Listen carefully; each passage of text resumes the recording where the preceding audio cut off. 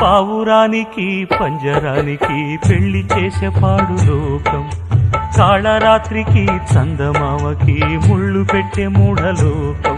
కొడిగట్టిన దీపాలే గుడి హారతులయ్యేనా? ఓ